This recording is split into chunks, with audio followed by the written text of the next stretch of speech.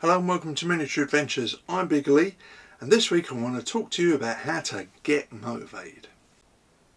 So January is traditionally the time of year when gym memberships and sport equipment sales skyrocket. The holiday season's indulgences have left many of us feeling bloated, lethargic and searching for motivation to move. Now, I haven't stepped inside a gym for over 40 years, a fact evident from my impressive physique and my nickname, and I don't plan to start now. But this yearly surge in motivation got me thinking about our hobbies and the ever-present struggle to stay motivated and overcome procrastination. So while it's easy to feel inspired at first, maintaining that drive is often the real challenge, as many enthusiastic new gym goers discover after a month or two when their memberships go unused. Now, this is a topic that I've picked on before because, like many hobbyists, I've battled that inertia that often keeps us from doing what we love. Real life responsibilities, the grey weather and post-holiday fatigue can make picking up a paintbrush seem almost impossible. Add to that the short days and the cold nights, and it's no wonder hobbies often take a back seat at this time of year. Yet there are practical strategies to combat this inertia and keep your miniature painting projects on track.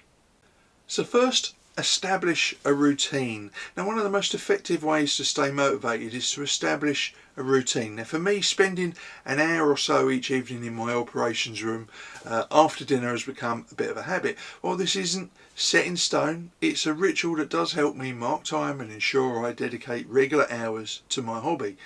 Now, even when I'm tired or tempted to spend the evening just slouched in front of the TV, I do find that sticking to this routine keeps me productive, keeps me grounded.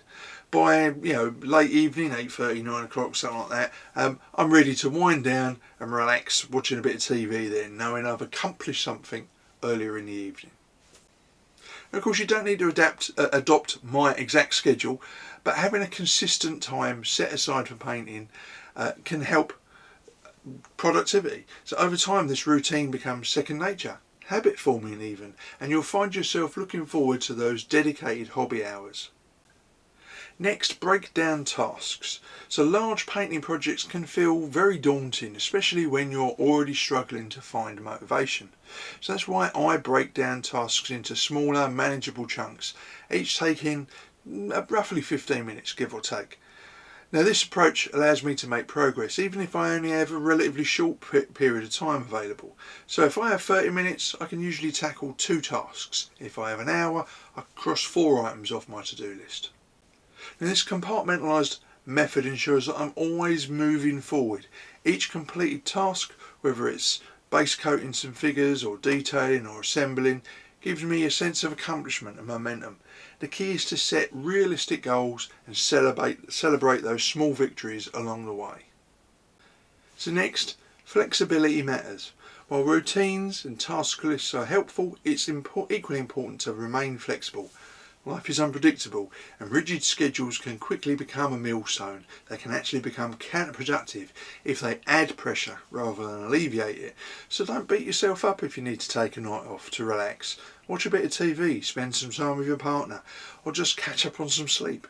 Balance is essential, and giving yourself permission to step away occasionally can prevent burnout.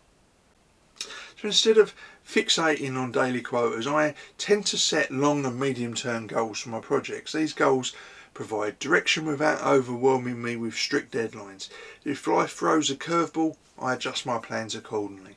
This flexibility ensures that hobby time remains enjoyable rather than stressful.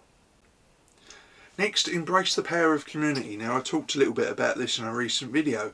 One of the most effective motivators that I've discovered is the wisdom of collective painting.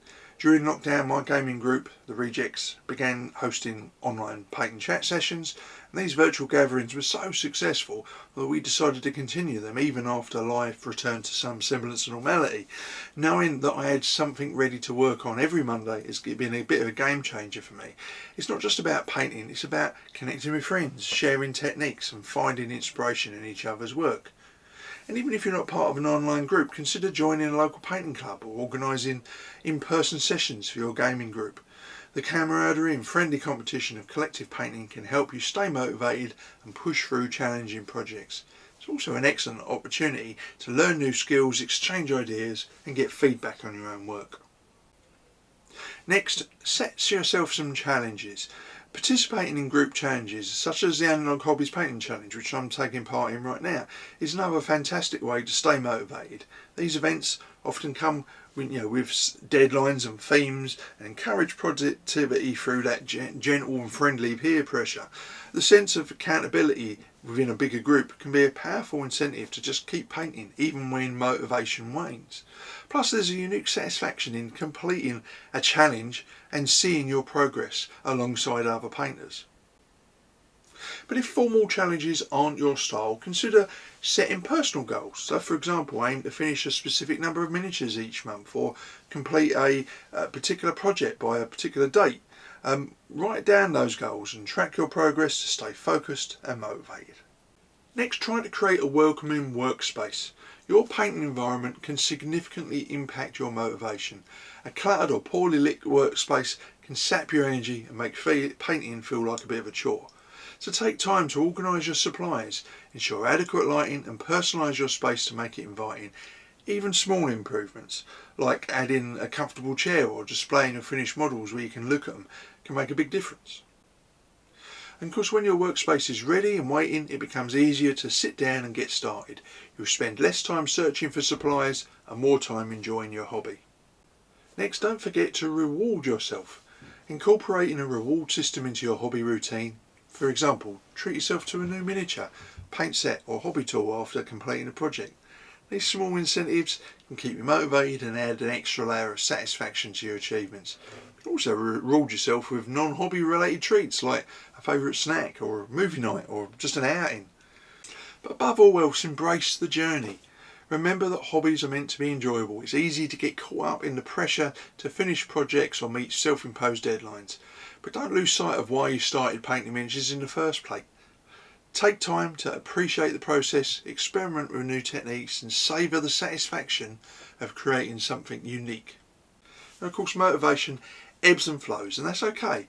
By establishing routines, breaking down tasks, fostering community connections and maintaining a flexible mindset, you can overcome inertia and rediscover the joy of painting. And when the inevitable slump comes, don't hesitate to step back, recharge and try again. So what are your strategies for overcoming painting inertia? These are my methods that I've just talked about today. They work for me, but I'd love to hear about your strategies for staying motivated. How do you keep your hobby mojo alive when life gets in the way? Share your experiences and tips in the comments below, and let's help each other keep painting and keep creating. So time for a channel update. Now, for reasons that remain a complete mystery to me, my last couple of videos went a bit nuts, far exceeding normal viewership for my weekly ramblings. I'm not complaining, of course. Thank you to everyone who enjoyed and commented on those videos. And of course, a big hello to the newest 200 miniature adventurers who have now joined, hit the subscription button and joined us online. A big welcome to you, and of course a huge thank you to all of my subscribers who tune in week after week. And if you are new to the channel and have a burning question or a topic you'd like me to discuss, please drop it in the comments and I'll do my best to respond and maybe even turn it into a topic for discussion in one of my weekly videos. Right, so let's have a workbench update. Now, I've been looking forward to getting started on some Russian artillery for my retreat from Moscow project that I'm sharing with Ray. Since I bought these models back at Partisan last year. So this is a Perry miniature and comes with 4 crewmen. But in sharp practice, gun teams have 5 crewmen. So I nicked an extra figure from another set to make up the numbers, and I worry about replacing that missing figure at another date. The sculpts on these are outstanding and the crewmen all look suitably cold, especially the guy who's hugging his hands in his greatcoat. He looks utterly miserable and makes you realise that while the French had a really terrible time on the retreat from Moscow, the Russian troops themselves weren't much better off. There's a really good reason why campaigning in winter is a silly idea, even if it is your homeland and you're used to the weather. It doesn't matter whether you're French or Russian, campaigning in temperatures as low as -20 is not fun. Now, the 12 pounder was the standard heavy artillery piece of the Russian army in 1812, and the Russian artillery in general during this period was described as being highly professional and very well trained. At the Battle of Borodino, for instance, General Kutsov ordered the artillery to hold their ground to the last possible moment and then fire at the enemy with canister. Now, that's all well and good, but that's only going to work if your crews are well trained and very disciplined, and that's exactly what they did at Borodino. Now, I also wanted to get a few more officers painted, so there here are 3, including one who seems to be overcoming the cold from the bottom of a bottle. I'm sure he's not alone amongst the army. All 3 officers are from Wargames Foundry and are beautiful little minis with plenty of character. As you may notice already on the workbench are my next unit, a fearsome looking of Don Cossacks. Now, once again, I have to stress I haven't painted multi-part 28mm cavalry in decades, so I approached this particular unit with a bit of trepidation. However, now that I've got started, I am enjoying it. Whether they get finished by submission day next Friday remains to be seen. I'd rather take my time rather than rush these, particularly as I've already managed to stab myself on those sharp looking spears a few times, and if I rush it I'm liable to draw proper blood and do myself a real injury. So that's it for this week. As always, please join in the conversation in the comments below. And if you enjoyed the video, please like, subscribe and share. And if you want to keep up to date with weekly content from the channel, please tap the bell notification icon.